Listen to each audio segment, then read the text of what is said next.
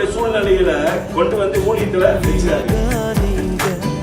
ஊழியம் வேற, குடும்பம் வேற. மறைச்சானா எங்கே ஓடுவேன், எங்கே ஓடுவேன் சமூகத்தை விட்டு, உம்மை விட்டு விட்டு எங்கும் ஓடி ஒழிய முடியுமோ, எங்கே ஓடுவேன் சமூகத்தை. எந்த எதிர்பார்ப்பு இல்லாம செய்து தெரியுங்களா? அதுதான் ஊழியம். ஆமென், ஹல்லேலூயா. அதான் சொல்றாரு, நீ படுகிற பிரயாசம் ஒண்ணு என்னது விருதாவா இருக்கு, அது நான் அறிஞ்சிருக்கிறேன்னு சொல்றான். ஹல்லேலூயா. பவுல் சொல்றாரு, நீ தேவனுக்காக செய்யற தரமா ஒவ்வொரு காரியத்தையும் ஆண்டு என்ன செய்யறாரா, அதை நினைவுல வச்சிருக்கிறார். நீங்க தேவனுக்காக செய்கிற எல்லா காரியங்களையும் எல்லாம் கர்த்தர் பார்க்கிறார். சில வேளையில நம்ம செய்கிற ஊழியங்களை யாரும் பார்க்க மாட்டாங்க, ஜனங்க பார்க்க மாட்டாங்க, யாருக்கு தெரியாது.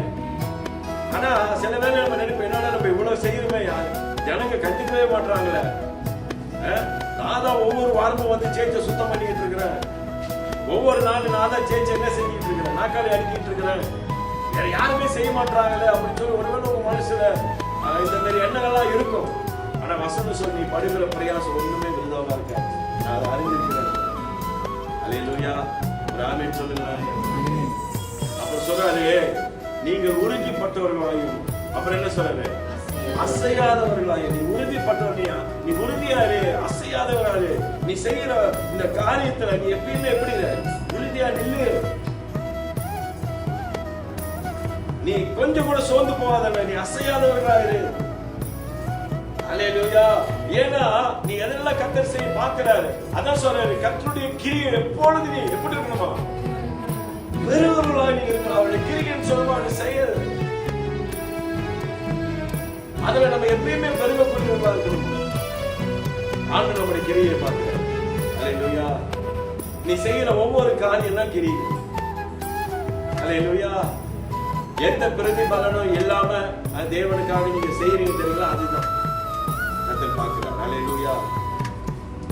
ஊழியம் வேற, குடும்பம் வேற. ஊழியத்தை குடும்பத்தை ஒன்னா நீங்க இணைச்சிடாதீங்க. தயவு செய்து உங்க குடும்பத்தோட சூழ்நிலையில கொண்டு வந்து ஊழியத்துல வச்சிடாதீங்க. ஊழியம் வேற, குடும்பம் வேற. அல்லேலூயா. ஊழியம் என்பது நீ தேவனுக்காக செய்கிற ஒரு காரியம். குடும்பம் என்பது நீ உன்னுடைய சொந்த வாழ்க்கையில நீ வாழ்கிற வாழ்க்கை.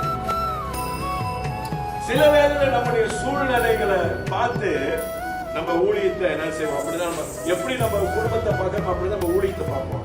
தயவு செய்து அப்படி பார்க்கிறாங்க. ஊழியம் வந்து வேற. இந்த ஊழியம் என்பது